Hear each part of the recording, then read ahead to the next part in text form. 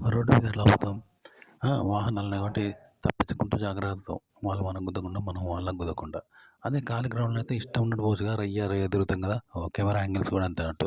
ఒక గుడికి పోయినప్పుడు మనం ఆ గుడిని చూస్తూ ఆ గుడి పడేలాగా మనం షూట్ చేయొద్దు కెమెరా సినిమాటిక్ స్టైల్‌లో.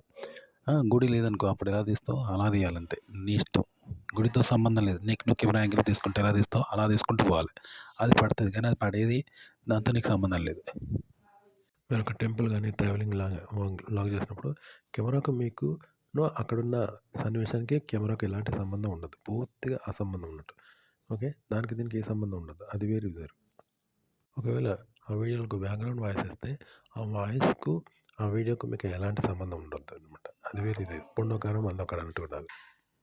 టెంపుల్స్, ట్రావెల్స్‌లో కెమెరా యాంగిల్స్ ఎలా తీయాలంటే సినిమాటిక్‌లో తీస్తాం.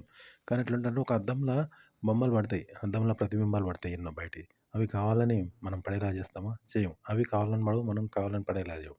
అప్రయత్నంగానే జరుగుతదా? అగో మనం తీస్తున్న వీడియో కూడా అంతే అనమాట. అప్రయత్నంగా అవి పడాలి. మనం తీస్తుంటే అప్రయత్నంగా తీయాలి తప్ప ప్రయత్నపూర్వకంగా వాటిని తీయొద్దు. కేవలం కెమెరా యాంగిల్స్ సినిమాటిక్ స్టైల్‌లో తీయాలి అంతేగాని వాటిని పడాలని తీయొద్దు. అవి కావాలని పడకూడదు. వాయిస్ ఓవర్ గూడా మనం వీడియో చూస్తుంటే అక్కడెక్కడో పాటలొస్తుంటున్నాయి. ఎవరో మాట్లాడుతుంటే అవి పడతాయి చూసారా? మనం కావాలని పడాయేమో, అవి కావాలని పడవు. ఆ విధంగా పడతాయి చూసినావా రికార్డులో?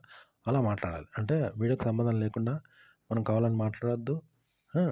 కావాలని అందులో రికార్డ్ కావద్దనమాట. అప్రయత్నంగా మనం ఏదో విషయం మాట్లాడుకుంటా పడతాయి చూడు అలా మాట్లాడాలనమాట.